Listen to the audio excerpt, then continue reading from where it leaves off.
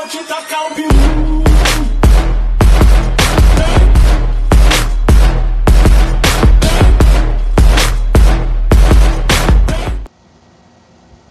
Hey everybody. Hey, I was wanting to talk about my new press that I got. Earlier videos I've had the Square Deal B by Dillon and the Dillon 550B, and recently I just purchased. Well, back in December I sold my 550 whole setup and bought the Hornady lock and load progressive press. I know many of you probably say I made a bad mistake, but I don't think I did. It's a good press. I wanted the Dillon 650, but the problem I was facing with that one was watching the videos. I noticed that a lot of people were having, you know, not issues, but I think it was harder to change calibers. I shoot different calibers each time I go. Sometimes I might, I just want to switch up. So depending on what I'm shooting that day is what I'm reloading. So the 650 to me was, in my opinion, was a little more complicated to switch calibers. Uh, this lock and load to me is more comparable to the 550B I had, except that it's auto indexing. Uh, this is my other than the Dillon Square Deal B, this is the second progressive press that I've had. Now this one, it did take me a little time to learn it because it is different from Dillon, but in all, it's still the same. Even if I had got the 650, I probably would have had to do the same, learn how to work it, and stuff like that. Of course, Hornady stuff is a little cheaper than Dillon. Um,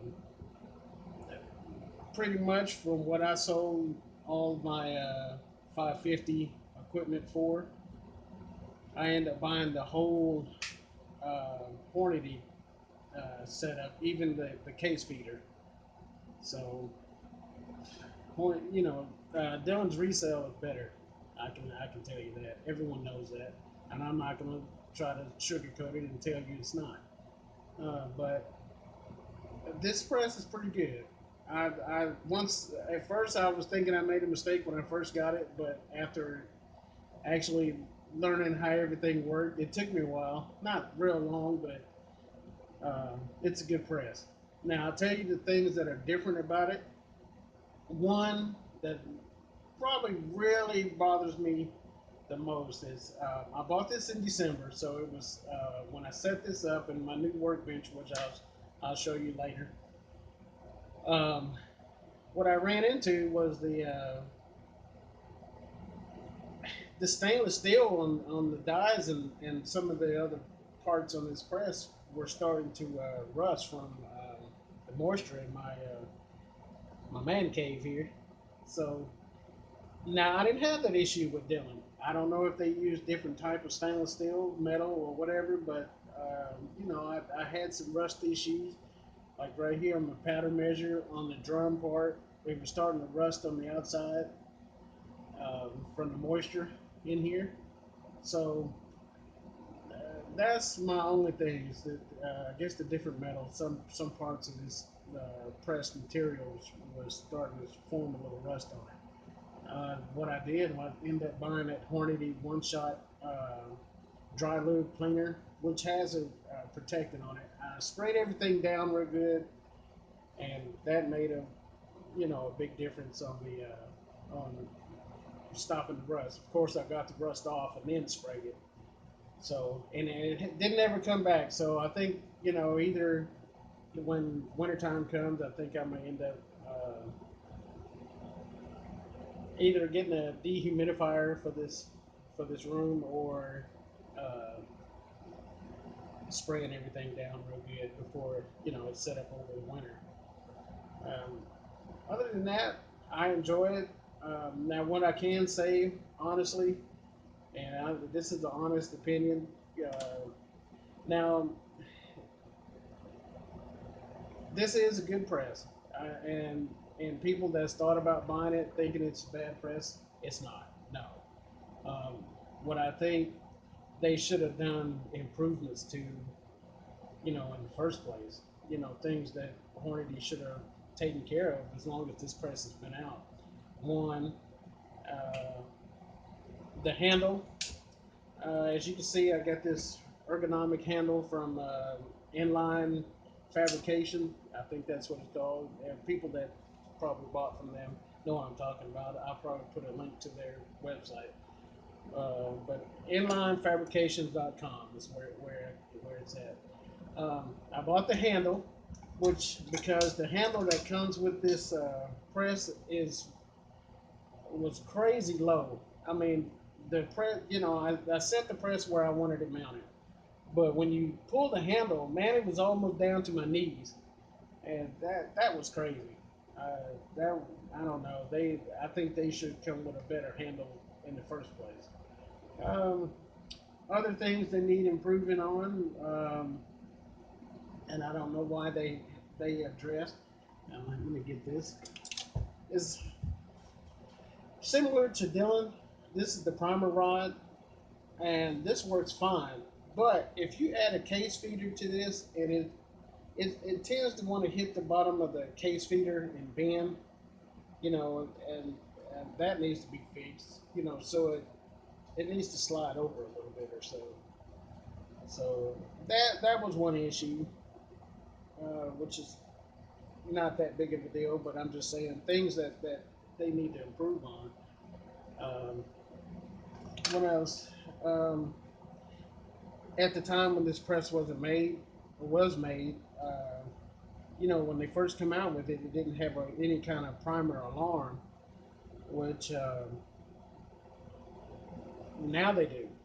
So, but I saw on YouTube where other people has made a little, you know, alarm, and I'll show you that here in a second. Um,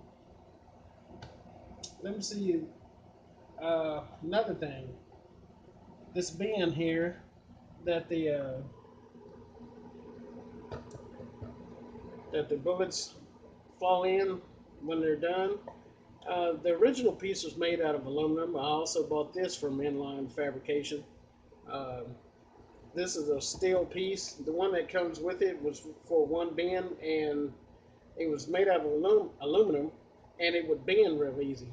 So once you get, if you got 45s and they're pretty heavy, it would start to lean down.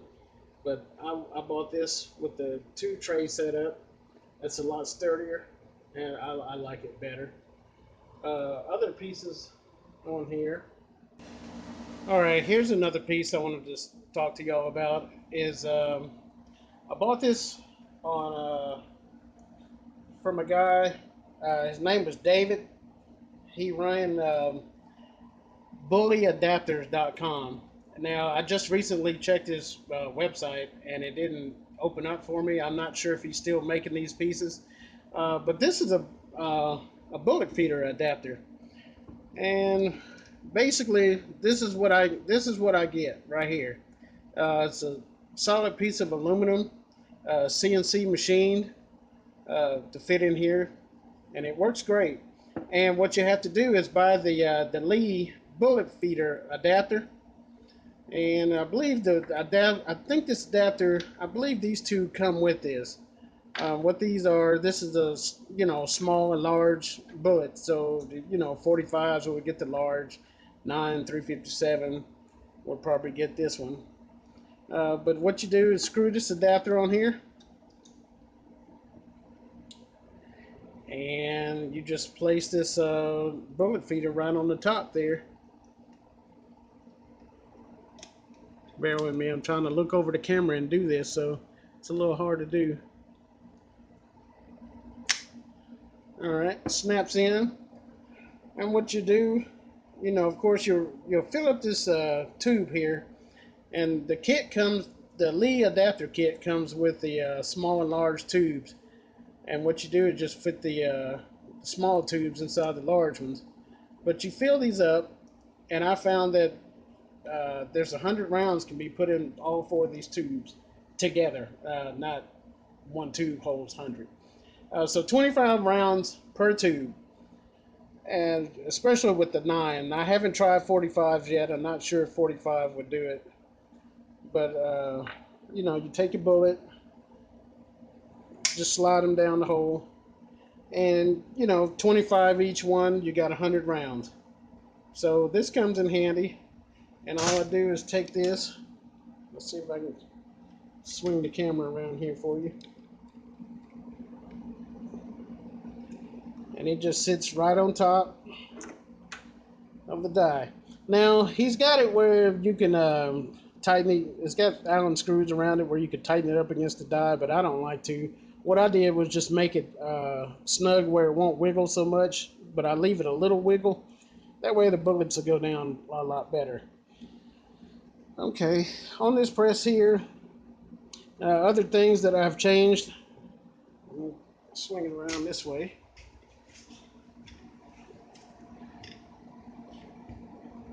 And Hornady doesn't supply a primer alarm, so I made this homemade deal up, parts from Radio Shack, the case, the buzzer, 9-volt battery inside here, and just hooked it up to a micro switch. So what it does, since you have your rod that goes in for your primer. I'm gonna scoot it back, see if I can get all this in here. So once you've run low on primers, and you pull your handle back, that primer rod is going to drop down into the primer shuttle, and it's going to make it stay back. So when you come down and you're empty, it's going to buzz. Okay, now once you clear it, you just pull the rod out. This is also a good setup for, like, see when you're if for any reason why you get something stuck and it's back a little bit, it'll hit this also. So it's a good little setup. I made that bracket myself, just screwed it onto the press. So anybody got any idea, wanted something done like this is how I did it. All right, and the switch I got on eBay. I think I ended up buying, I think I got 8 of them or something like that, and it was only like $3 shipping. I mean, including shipping. So I got like 8, these micro switches, and the other ones are everything else, wires, laying around, box from Radio Shack, and the buzzer. Reason why I went with these switches, Radio Shack didn't have this long rod here. This was built onto the switch. So Radio Shack has the little short rollers. They will work, but you have to get it closer. All right. Pointed out before, Hornady die set. I got only thing that's not Hornady is this piece right here. This die is a Redding expander die, and reason why I went with it is because the Hornady expander die would only flare the mouth of the case, so it just kind of spread it open right at the lip of it.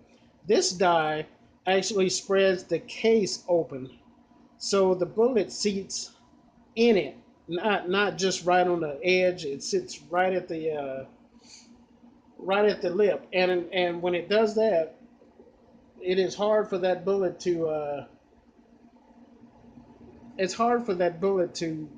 wiggle when this thing is moving around. And before, I was getting a lot of bullets that fall off, so I didn't quite like that. Let me see what else have I changed here. Let me see. I don't know if I talked about this. This to keep the cases from coming down. The Hornady powder die or setup, in my opinion, is actually better than the Dillon. The powder measure throws a little more precise than Dillon. Now, people that has Dillon, they may disagree and tell me I'm full of shit, but this is my opinion. I've had quite a few press, and I gotta admit this one throws powder the best compared to some of the rest of them. Okay, of course, I've gone to the Hornady powder dye with the bullet adapter on there. Like I said, 100 rounds. This thing feeds pretty good. I have no troubles with it. Every once in a while there might be a bullet that I just have to wiggle and it'll drop a bullet down. But everything else, the dyes are good. Other than my slight rust problem on some things here. Um, down below here you have your pause to adjust the shell plate timing. But once you have it set, you really don't have to do anything. Now, things that I don't, my personal opinion, I don't think this press is as tough as Dillon. As far as when something, if something binds, I really tend to want to stop because of the way this press indexes. So you can break those adjusters, and it'll put you out of commission for a while until you get replacements. So I find this press is not as tough as Dillon as far as if you get something stuck. My square deal and my 550. If something gets stuck, you can kind of force it a little more. This one I tend to feel like it's not like I end up breaking something. Not the frame, but more like I said the adjustment pause down here or something. But as I hear people talk about having issue with primers, I've never had an issue with primers coming in. My only issue with this setup is that I've had primers get stuck trying to go down the tube. So I'll come up and wonder if something's bound. I don't force it. I just hold it right there and kind of wiggle this back and forth like that. And I can hear that old primer come through there and go down into my bucket. So I guess the primer kind of gets a little stuck up under this case a little, up under the shell plate and kind of stops it. Now that's the only stoppage that I've ever had when that happens along, comes along. What else have I changed? I haven't had it, the spring. It works fine for me. I kind of like it. It's easy. Dillon, you have to pull up the little, get your little button up out of the way. But this one, you just pull it out, put it back in. No issues there at all. Um, this press is not that susceptible to powder underneath here. I haven't had any issues with powder jamming up anything underneath it because I've looked and saw powder was wasted under there, so it kept going. Um, like I say, if you get the timing right, the shells will come in good. Everything seems to work the way it's supposed to.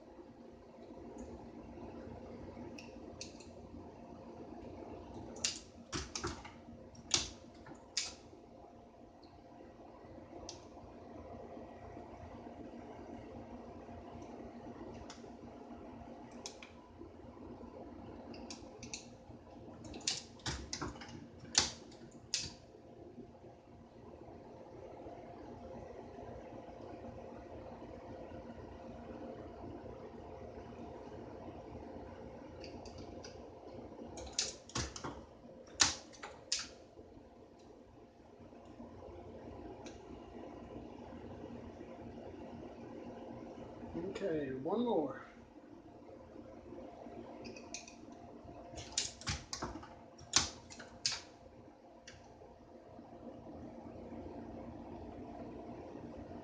All right.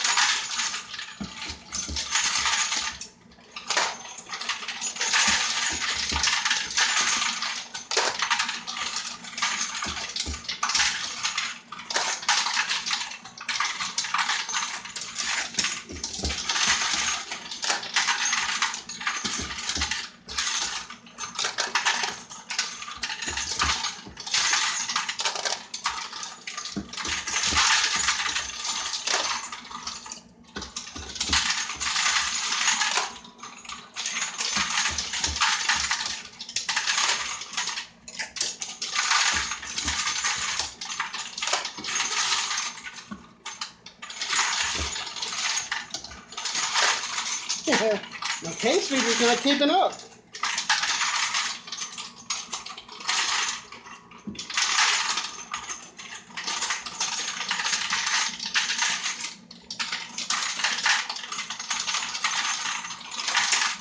There we go. Come on.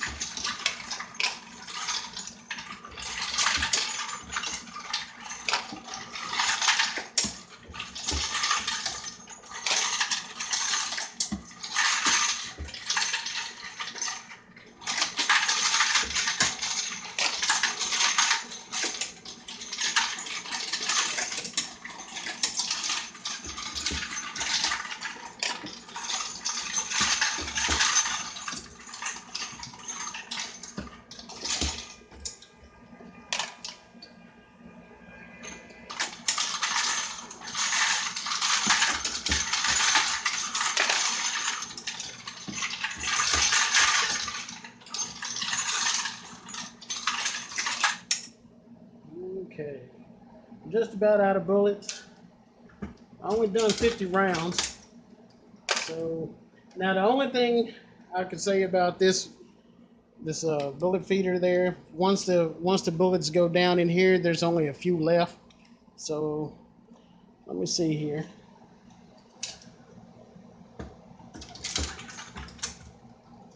And I think that was it right there.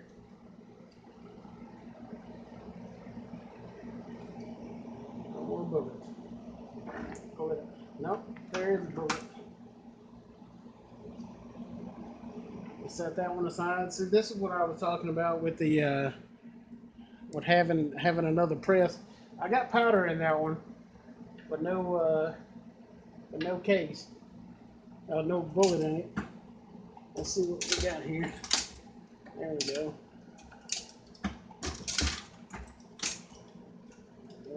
Set that aside.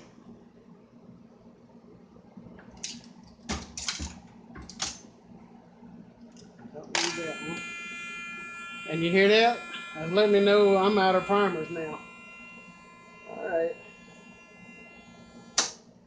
Pull the shuttle. Okay. Like I said, it's not perfect, and I'm still getting used to this press myself. If you noticed, the only problems I had was I'm still getting used to this press, this case feeder. And the case feeder sometimes it hangs up when it's putting the shell in here. I need to learn how to adjust a 357 better. Nines I didn't have any problems with. It's the 357 because it's a longer case. I got to find the sweet spot for it. And also another thing that I have issues with, which is not an issue real bad, but of course, you know, when the shells are getting put in here, they get bound and there it gets stuck. So every once in a while you have to stop and get this stuck case out from in there. But as you can see, it loads up pretty good. I'm gonna finish these two. I don't think I have I don't think there's another bullet in here for this one, but I'm gonna try it and see. Because I have powder in it. We'll see if there's one more bullet in there. Yep, there was. I don't need that. Oh, there we go. There we go. I think that's it. I need to make sure. Look down in here.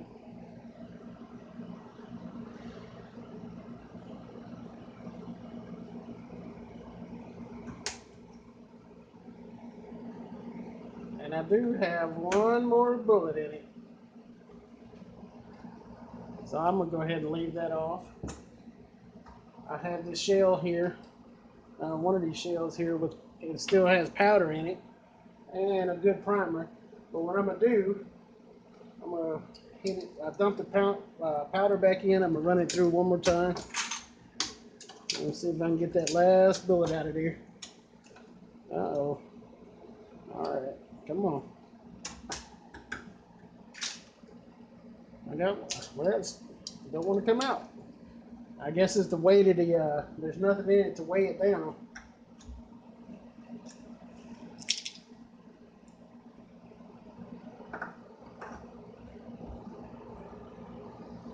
Alright, let's try it again. I'm going to drop it in there and see if it.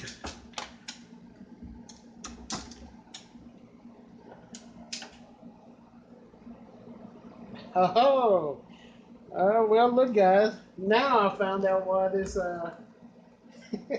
why I can't get a bullet out of it, because it's a 38 special mixed in with my 357. So what it is, this shell is not tall enough to hit the inside of that thing to make the bullet come out. I hate when that happens, and I'm sure if you reload it, this will happen too. But as you can see, this, you know, I should have checked this the first time it didn't come through, and the second time. But 357 running and sneak in a 38 special shell in there, you end up with something like this. So evidently, and another thing you can check, and I should have known, but trying to do a video, you tend to miss things like this. If you notice, I'm gonna put this 38 back in here. So I'm gonna scoop this back, raise this up. Watch the powder measure. If you notice, it didn't go all the way up because the shell is not tall enough to get it all the way up. So that right there is short a little bit, and that was one indication. But trying to film and do this at the same time, it is hard trying to keep up with everything that you normally would notice if you're not trying to, do something for the camera. But I'm gonna get that straightened out, and that's gonna be into this video. All right, thanks. Que eu vou te tacar o bilu.